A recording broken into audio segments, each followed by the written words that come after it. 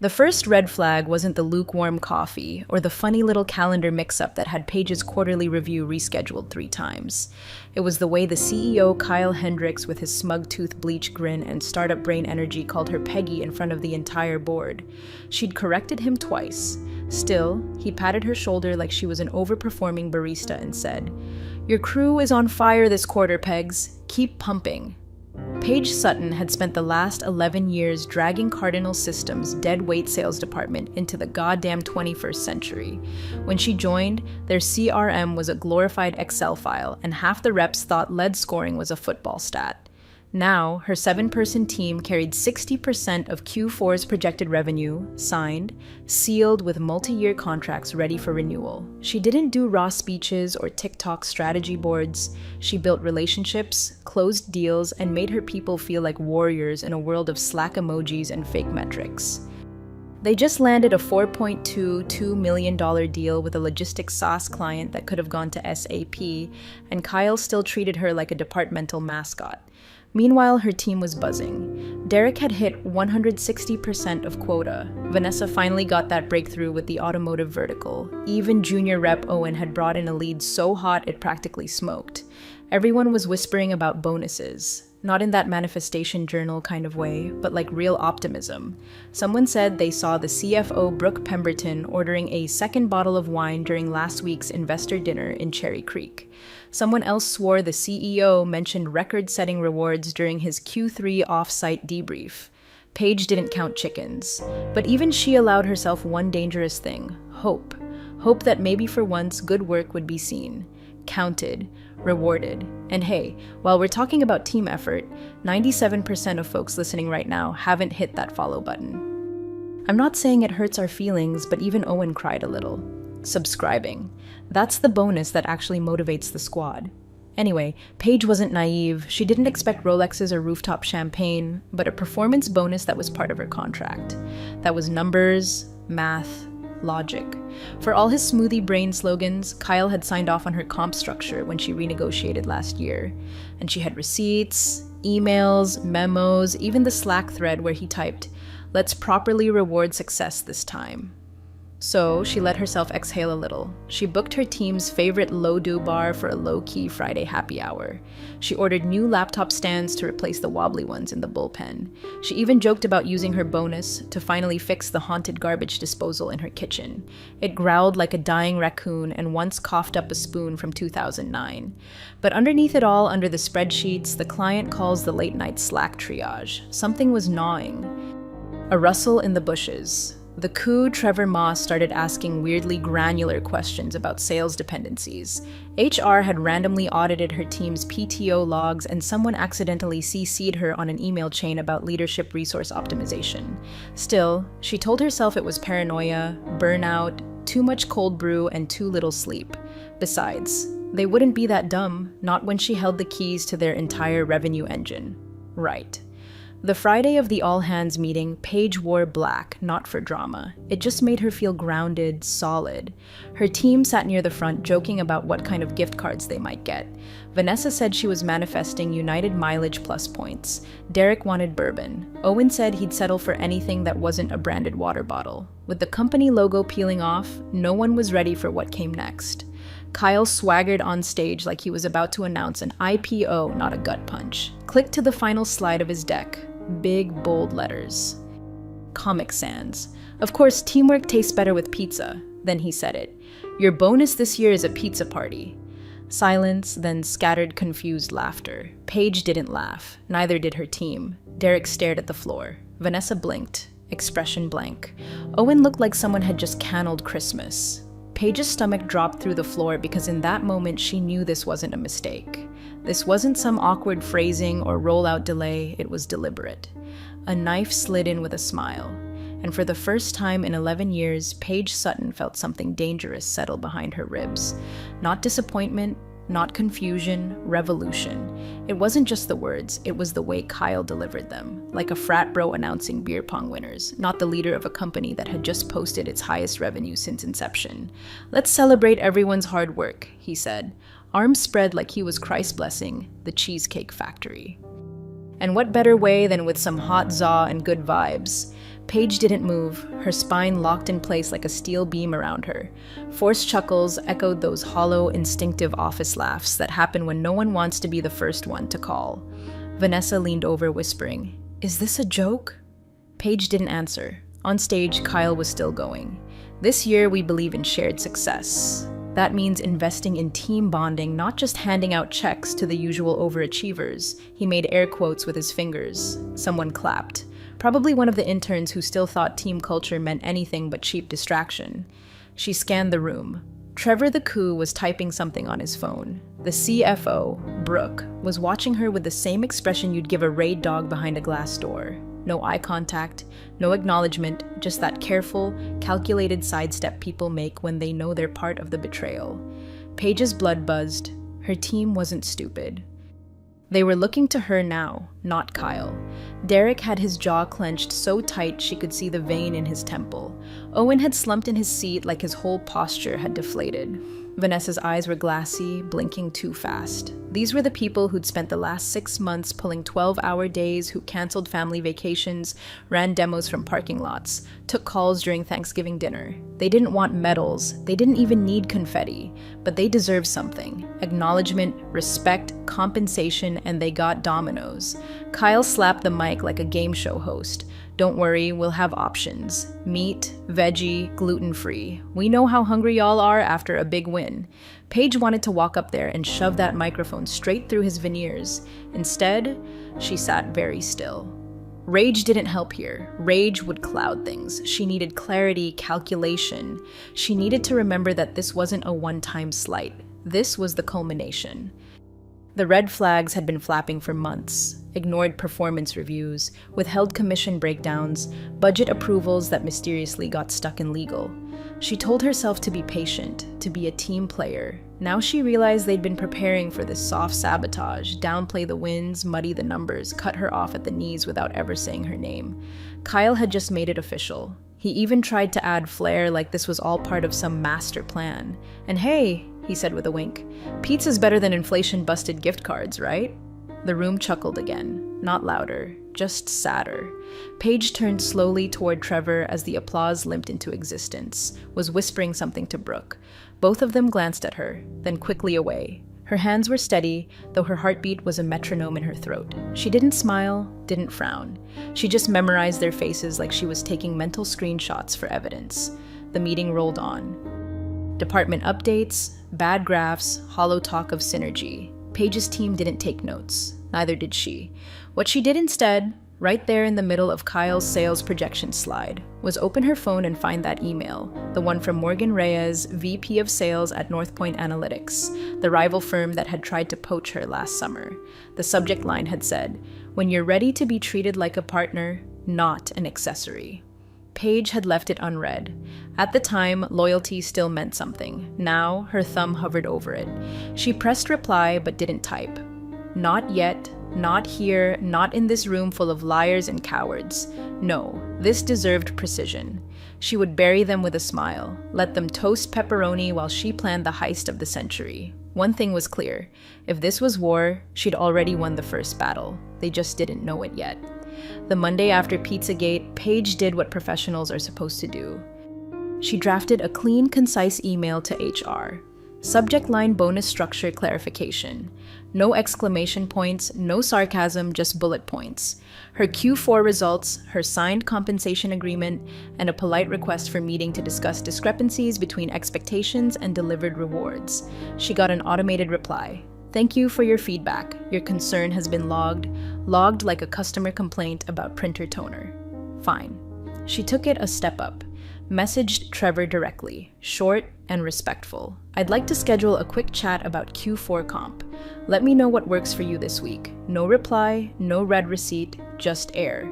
She waited 48 hours, then followed up. Nothing. On Wednesday, she saw Trevor at the company cafeteria laughing a little too loud with some junior engineers over Caesar salads and local kombuchas. She didn't interrupt. She hovered a table away, pretending to fill her water bottle. That's when she heard it. Honestly, Paige's crew, they're like overpaid cheerleaders. Trevor snorted, stabbing his salad like it owed him money. They close deals, sure, but you'd think they invented fire the way they strut around. Entitled little revenue princesses. His friend laughed. One of the engineers awkwardly sipped his drink. Paige didn't move. She didn't cry, didn't blink. She just turned and walked out, palms cold and jaw so tight it felt like her MERS would shatter. That was the moment. Not the pizza, not the silence, that sentence. Overpaid cheerleaders like she hadn't bled for this company, like she hadn't held the line during the layoff wave, coached Trevor's own nephew through his first sales quarter, or taken calls while getting during a stomach bug in 21. Like her team wasn't the only reason they'd scraped through COVID without tanking. She got back to her office and opened a new folder on her desktop. She named it Insurance. First went the sales first dashboards, screenshots of every closed deal, every pipeline forecast, every above expectation client review. Then came the Slack logs where Kyle himself had called her indispensable last November and where the VP of product had begged her to keep his team looped in because your crew actually delivers. Then she downloaded the original PDF of her comp plan and the amended version Kyle had emailed, less formal but legally binding after the logistics deal. She even found the timestamp voice note he'd sent her on WhatsApp saying, "Let's figure out how to really show our appreciation for what you pulled off. You're the future here. Oh, Kyle, you slippery little possum." By Thursday, she had a 22-page digital dossier of receipts, organized, tagged, backed up in 2 cloud drives and a thumbstick shaped like a pink flamingo her daughter gave her as a joke, just in case.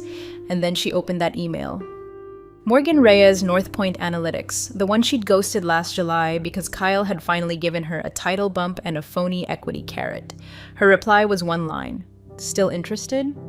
The response came back 7 minutes later. "Absolutely. You and anyone you bring. Full autonomy. 25% bump. Let's talk." Paige sat there for a moment, not smiling, just breathing like a diver who'd finally surfaced. She didn't tell her team, "Not yet." She started making moves. Client check-ins were rerouted through her personal number. She encouraged reps to save key files just in case. She started listening more, really listening during their venting sessions. She asked things like, "If you could build your perfect workplace, what would it look like?" She noticed how fast they answered. She wasn't rushing it. Not yet. This wasn't a rebellion. Not yet. This was reconnaissance. Cold, strategic, surgical. Let them eat pizza. She was building an army. Derek was the first to break. They were debriefing a client pitch that should have been a win. It had all the right numbers, the right fit, even that weird little shared Slack emoji rapport. And yet, the deal went cold. Paige knew why the client had sensed the rot. Something in the air, the way HQ suddenly looped in a clueless strategic partner to handle post-close support. After the call, Derek sighed, leaned back in his chair, and said, "It feels like they're trying to make us irrelevant from the inside." Vanessa didn't disagree. They keep changing comp structures, burying the updates in policy links. I had to Google discretionary adjustment protocol just to figure out what they were shaving off this time. Even Owen, sweet, wide-eyed Owen, who once wore a tie just to impress the product team, muttered, "Honestly, if another company called me right now, I'd take the meeting." Paige kept her face neutral. The key wasn't to react, it was to track. Who was just venting? Who was looking for life raft? When she got home that night, she didn't turn on the lights, just sat in the kitchen nursing cold leftovers straight from the Tupperware. Her husband Elliot walked in, kissed her on the forehead, and said, "You've been staring at the microwave clock for 10 minutes. She told him everything, not the plan, not yet, just what had happened. The pizza, the silence, Trevor's cheerleader line, the HR void, the shadow dimming of her team's numbers. The fact that when she tried to check her Q4 bonus projection in the internal system, it redirected her to a 4004 page. Elliot listened quiet like he always had. Then he said, "Paige, are you sure this isn't just burnout talking?" She didn't blink. "I'm sure they want me gone. They're just trying to make me pull the trigger so they don't have to." He rubbed the back of his neck. "So what? You're thinking of walking?" She nodded. "Not just me that got a pause." "Okay," he said carefully. "Then you better do it clean, not petty, not reactive, surgical." Paige reached into her laptop bag and pulled out a yellow legal pad, the kind with her looping, ruthless notes on it. 5 columns: legal, clients, comms, team timing. She tapped the 3rd column, already moved client touch points to my phone. "You're used to hearing from me, not Trevor."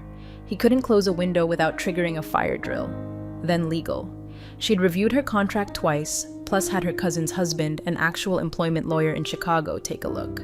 The non-compete clause was there, but toothless. Only covered active clients and only for 90 days. And she already had it in writing that her team technically reported to her, not the company's centralized sales ops. Next, she opened her LinkedIn, quietly updated her job title to open to new strategic growth roles. No flashy announcement, just a signal. Within 24 hours, she got 4 recruiter DMs and a coffee invite from a former colleague who now ran sales at a fintech unicorn. Still, she didn't jump, she tested. She casually asked Derek if he still had a copy of the new client onboarding playbook, just in case it got deleted from the shared drive. He had 5 backups. She mentioned to Vanessa that some companies were offering flexible quotas and profit sharing. Vanessa responded, "Profit sharing must be nice to work somewhere with shame." Owen got a test, too. Paige asked if he'd ever considered relocating. Purely hypothetical, he said only if I got to follow a manager who actually gave a damn. Loyalty, loyalty, loyalty. It was there. The only wild card was her team's risk tolerance.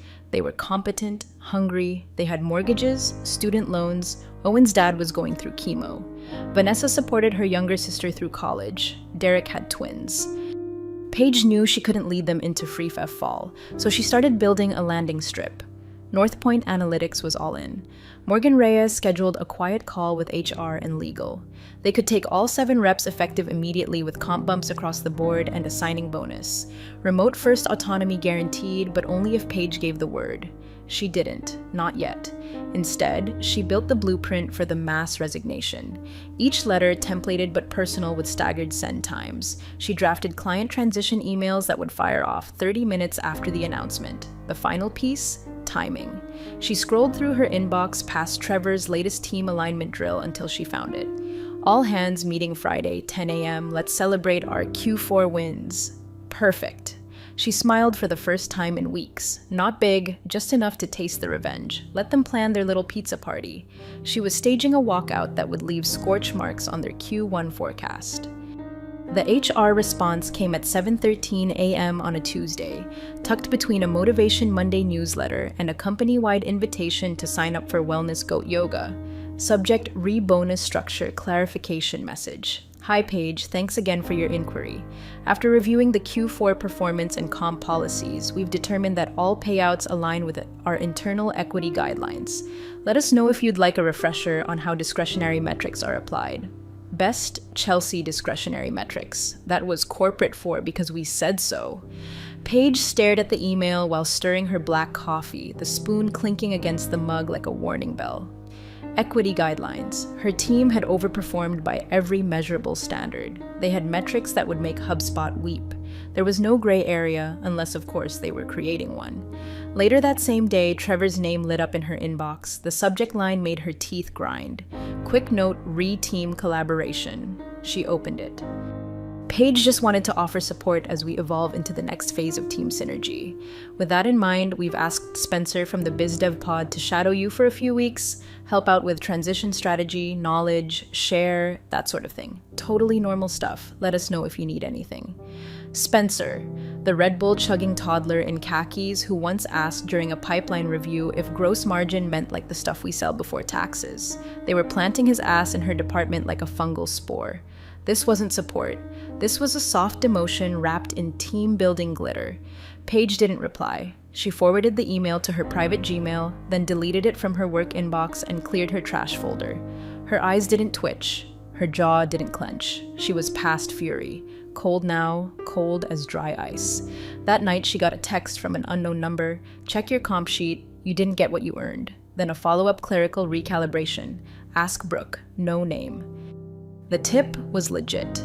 Paige pulled up the latest commission doc in the system. It was masked behind a SharePoint redirect and suddenly password protected, which it never had been before. Once inside, she scanned the totals. $42,800. That was wrong. She had receipts, hard math, putting her quarterly commission closer to $69,000. She triple-checked the contracts, her client close dates, her deal sizes. Every row confirmed it. He shaved her pay by nearly 40%, clerical recalibration.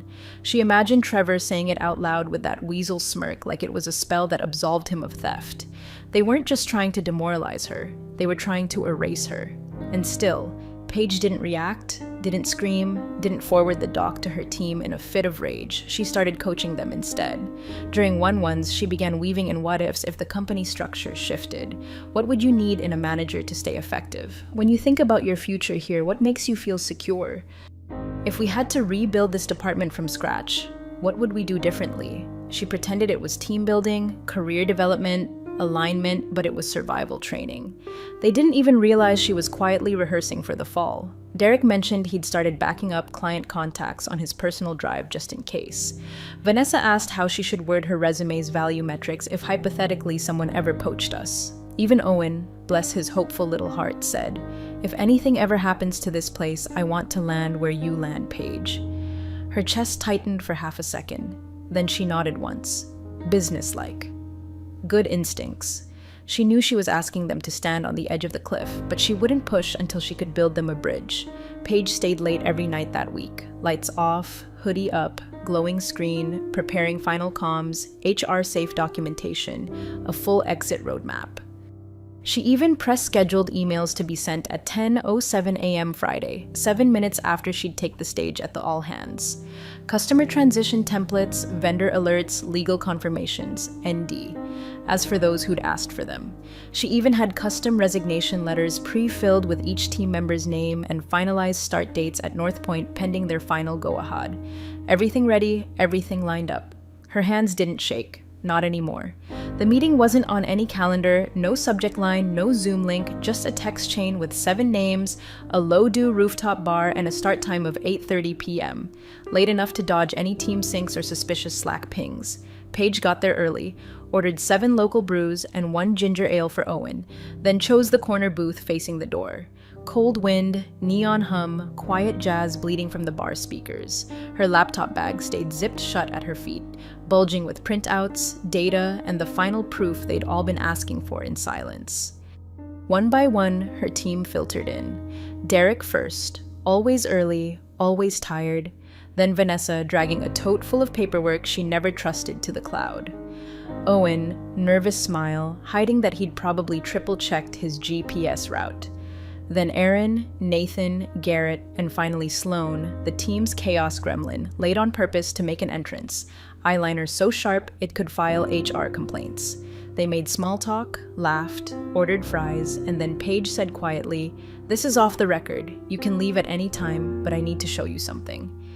7 phones went face down. She started with the bonus theft, the commission recalibration, the planted junior manager, the gaslighting email thread, the insult, the cheerleader comment. She played it back from her phone, audio fuzzy but undeniable.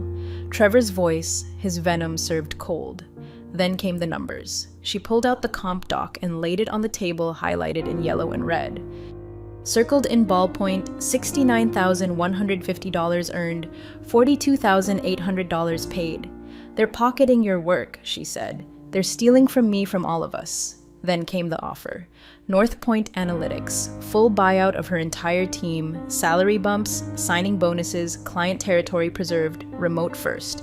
No Trevor, no Kyle, no pizza parties. Silence. Then Derek said, "What do you need from us?" She blinked. "Your trust." "Done," said Vanessa. "They made their decision. Now we make ours." Aaron nodded. "I don't need to think about it. They took my maternity deal off the table and said it was a capacity issue. I'm done." Sloan smirked. "Tell me where and when. I already stole my chair from the office. It's in my trunk." One by one, each said yes. No hesitation, no deals, no ultimatums, just yes.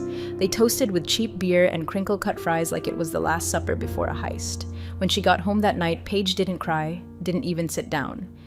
She walked straight to her desk, opened her laptop, and typed out her resignation. Short, surgical, indisputable. Subject: my resignation effective immediately. Kyle, this email serves as my formal resignation from my role as sales director. Effective Friday at 10:05 a.m. Please forward all future correspondence to my personal email as my work account will be deactivated by then. Sincerely, Paige Sutton. She saved it as a draft. Then, using her private emailer, she set it to auto-send mid-me precisely 5 minutes after Kyle's opening speech would end and 5 seconds before her 5-minute Q4 celebration remarks were scheduled to begin. She added no flourish, no attachments, no rage, just the bullet. The aim would be taken care of live in front of everyone. She closed her laptop, breathed in, and smiled, not because it was over, but because it was ready. Paige rehearsed in her garage, not in front of a mirror, not in her office, in her goddamn garage, wedged between her daughter's tricycle and a box of expired holiday decorations, because it was the only place in the house that felt as cold and quiet as she needed to be. She stood beneath a single bulb, holding a dry erase marker like it was a courtroom clicker, and said it over and over. I want to start by thanking the people who made Q4 possible. Pause. Pivot / But gratitude without integrity is just lipstick on a lie. Each time she trimmed a word, shifted an inflection, cut every syllable until it landed like broken glass in a velvet glove. She didn't want to sound angry. Anger was easy to dismiss. She wanted to sound inevitable, like a truth they'd always known finally spoken aloud. Her lawyer reviewed everything. Her resignation, the team's offers, the non-compete carve-outs, the data backups, the email logs. Clean, legal, surgical. Her favorite phrase was his final reply. No liability, just noise. She liked that noise. Let them scream. Behind the scenes, she assembled the final payload. Every component lined up in perfect, brutal sequence. First, the transition docs polished, comprehensive. Each client mapped out with points of contact, renewal dates, open tickets, and warm intros already drafted. She left nothing sloppy, no burning bridges, no bitter sarcasm. Every document dripped with unsettling professionalism, so clean it would sting, like a breakup text from someone who clearly already moved on. Next, the customer emails per written in her personal CRM set to send 30 minutes after her announcement. Each one warm, confident, phrased as a new opportunity, not a departure. Clients wouldn't panic. They'd pivot, follow her because she'd already spoken to every key one. All verbal, no trails, knew where she was headed. They were waiting. And then the resignation letters, her teams customized with effective dates pre-reviewed by North Point Legal. Timed, sequenced. First one fires 5 minutes after she leaves the podium. The next 6 follow in 3-minute intervals like dominoes, like thunderclaps, like a goddamn symphony. Each letter just as concise and ruthless as hers, effective immediately. Future correspondence may be directed to my private email. Thank you for the opportunity. No explanation, just exodus. She even packed up her office the night before the meeting. Late at night, elevator music humming in the background like an oblivious lullaby. A few framed photos, her external hard drive, the pink flamingo thumbstick, her notepad. Left the company's shoed laptop on the desk. Wiped clean. Posted on the screen. Logged out. Good luck. Friday morning. She dressed deliberately. Not flashy. Just sharp. Tailored navy blazer, black blouse, clean slacks, no jewelry, no flair, just presence. Elliot watched her from the kitchen. You're calm, he said. She nodded because it's done. She drove herself, parked in her usual spot. Walked in like it was any other Friday. No one noticed the difference. Not yet. 9:56 a.m. Kyle took the stage, radiating smug like cologne, cracking a joke about last quarter's record revenue and how sometimes success is the best kind of surprise. Paige's phone vibrated in her pocket. Scheduled email sent 10:05 a.m. sharp. Her resignation had landed. She waited, let him finish his empty monologue, listened to the clapping that followed, hollow and practiced. Then he said, "Let's hear from the woman who made it happen, Paige Sutton." Everybody applause. She stood, walked to the front, picked up the mic. Her 5 minutes began and the company's future ended. Kyle thought he was handing her a mic. In reality, he was handing her the match. The all hands was live streamed, of course, because nothing screams authentic leadership like watching your CEO pace around on Zoom while humble bragging about navigating rough waters. Kyle stood in front of the slide deck like he'd won an Oscar for best spreadsheet, wearing a button down too tight for his chest and a smirk that belonged on a mugshot. Biggest Q4 in company history, he announced. Fake modesty dripping off each word. Record renewals, new verticals, and we did it together as a family. No one person gets the credit. This is a group win, a shared win. He tapped the screen. The next slide, a cartoon pizza wearing sunglasses. Laughter, nervous, scattered. Let's remember Kyle chuckled. Revenue feeds the company. Culture feeds the soul. Then he winked. Speaking of soul, here's someone who's been instrumental to our growth. Paige Sutton, why don't you come up and say a few words about what teamwork means to you? Cue the claps, polite, hesitant. She rose slowly, smoothed the front of her blazer, and walked to the front like a soldier approaching a ceasefire table she knew wouldn't last 5 minutes.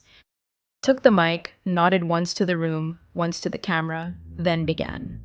I want to start, she said, calm and composed by thanking my team. Not for their performance, though it was extraordinary, but for their integrity. They worked nights, they worked weekends, they hit every goal this company put in front of them. And they did it without cutting corners, without complaining, and without ever demanding more than what they earned. You could feel the air change, the shift, the silence had weight now, she continued.